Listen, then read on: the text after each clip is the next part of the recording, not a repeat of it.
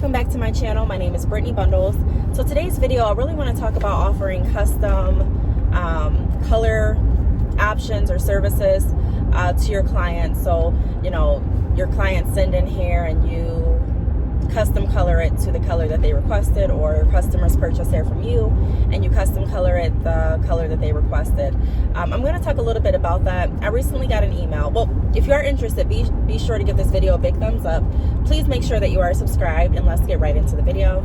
So I recently got an email from someone that sells hair extensions, and they recently decided to offer custom color jobs, or custom bleaching jobs, or, you know, they were offering custom color services, let's just say that.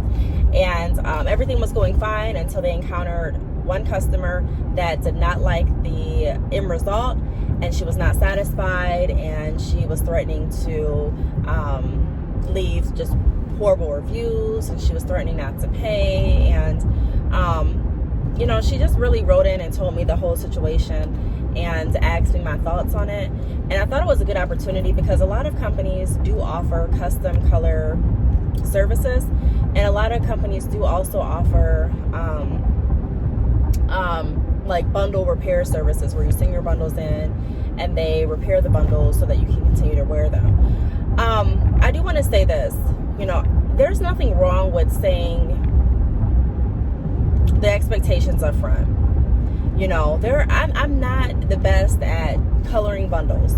Sometimes if I color a bundle and I'm going for a burgundy reddish color, sometimes it won't come out that color. Sometimes if I'm going for a maybe I'm going for a light green color, sometimes it comes out a different color. So in my experience, I'm not skilled in dyeing bundles, but even if you are skilled at dyeing bundles or dyeing hair, there's still that chance that something could go wrong. That's just the human in us. There's still that, and it's not even just the human in us, it's also chemicals. There's always a chance that something could go wrong. So the first thing that I would recommend doing, if this is something that you want to offer, whether you are a pro at dyeing or whether you're not, whether you're a pro at bleaching, whether you're not, I would definitely make sure that I set the right expectations up front, and that I have like a waiver form of some sort signed to protect me and my business. That's what I would do personally. Because even if you do dye or color the bundles to the color that the customer requested, there's a good chance that the customer may get the hair and say, well, this isn't the color that I wanted. And at that point, you both are arguing back and forth, or you're going back and forth, and you're like, this is the color, and they're like, this isn't the color, and it's, where's the middle ground?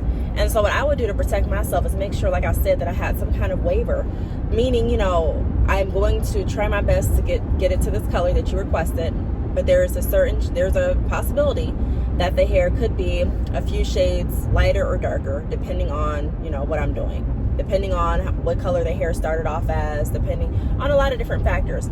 Sometimes, you know, not all virgin hair is the same. And so depending on the type of hair that you're coloring or that you're treating, you may get a different reaction from the hair.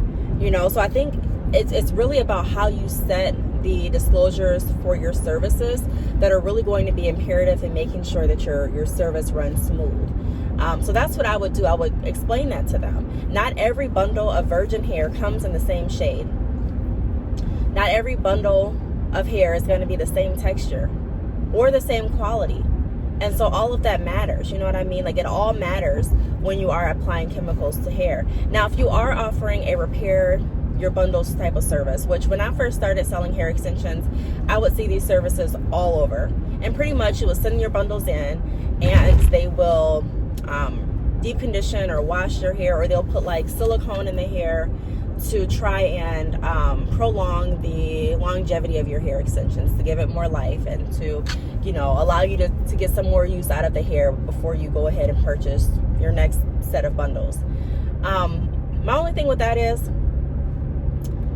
if you're not disclosing everything, because a lot of companies don't disclose everything that they're putting in their hair because, you know, they want to continue to make money. There's nothing wrong with that. You know, they don't want their whole process just spilled out. But there are some clients and customers that are going to be taken back or turned off by some of the products that you are using to restore their bundles. So a lot of customers want to know exactly what is being used in the hair extensions. Number one, some of the products that people are using can cause allergic reactions.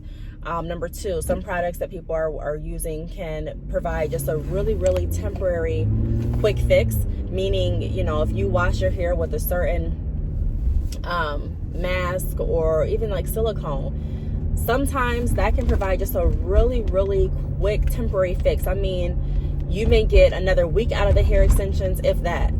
But if your hair extensions are really gone, if they're too damaged, there may not be anything that anyone can apply to the hair to just make it, go another whole year for you. And so if that's a service that you're offering, you may have encountered customers reaching back out like, hey, I paid this much money to restore my bundles and they only held up for another week.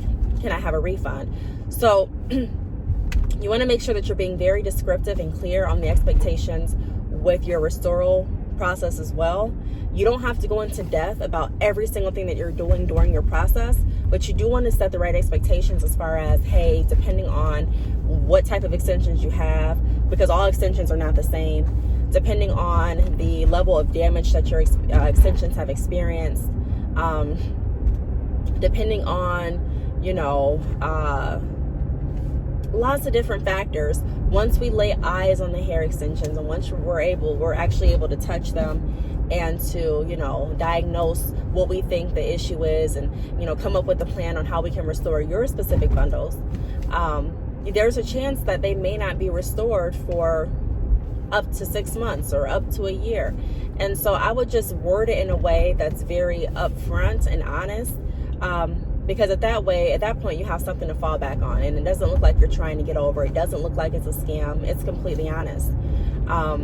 I really think that people forget that we're dealing with hair extensions. Not all hair extensions are going to act the same, especially, if you are dealing with virgin hair where you have different donors. Everyone has a different type of hair. Even though there are going to be people that have similar hair textures, the way that your hair acts still can vary from one person to the next. And so there are companies that offer these services and do a tremendous job, a really great job. When it works great, it's great, but you are going to have customers that aren't going to be satisfied. That's with any business. You just have to know how to protect yourself and your business, and to make sure that your customers are knowing ahead of time before they purchase that, hey, this is what can happen. This is what we're looking at. So pretty much during the email, I explained this to her as well, and told her what I would do moving forward. Now, if you are already in a situation like this and you just don't know what to do, and you're like, hey, I don't feel like she deserves a refund. I don't feel like, I did anything wrong. She should know that the hair could come out possibly a slightly different color. They should know that the hair is not going to be 100% back to new.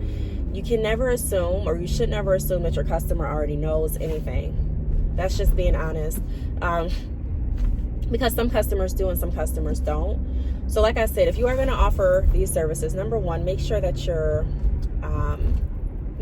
you offer, I would offer some type of waiver when you sign over your hair extensions. This is what you're signing over. This is what I'm going to deliver, and this is what could happen during the process. I would sign some type of waiver.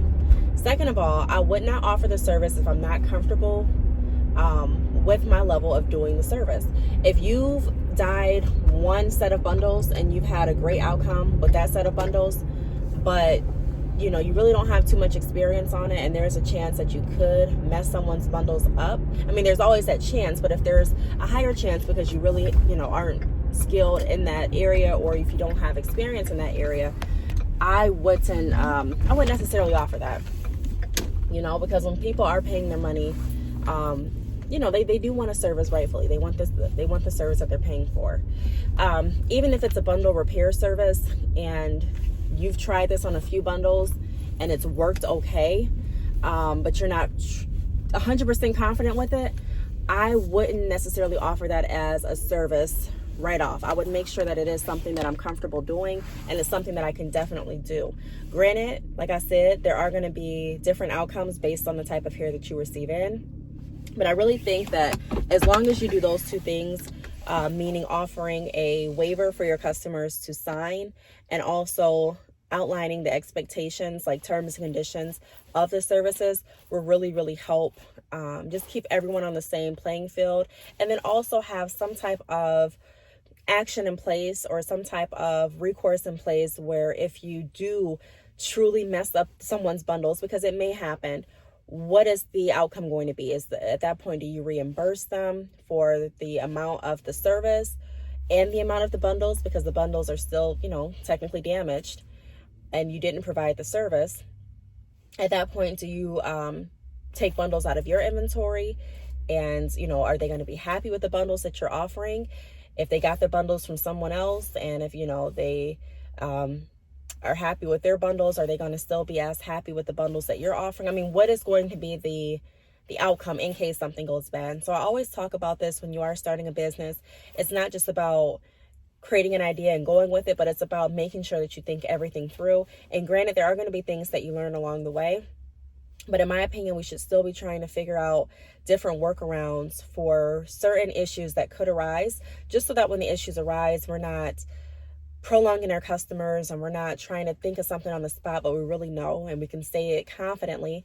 I apologize, that this happened. This was completely my fault. This is what I'm able to do to make it right as listed in the terms and conditions. So I would be very thorough, and I would just, like I said, set the right expectations. That goes so far. I'm not going to say that it's a bad idea to offer those services, because it's really not. It's a really good way to add more revenue and to spread your name and to, just have more people go to your website, because the more services that you can offer in relation to your industry and your business definitely can expose you to more people, and in return, get you more sales. So I wouldn't say, it's a no for me because of fear, but I would make sure that I'm operating in a way that's going to protect my clients and also my business. So that's pretty much what I wrote back in the email. I wanted to just make this video because I'm sure there's other people that are considering offering these type of services and, may want my insight and input on it.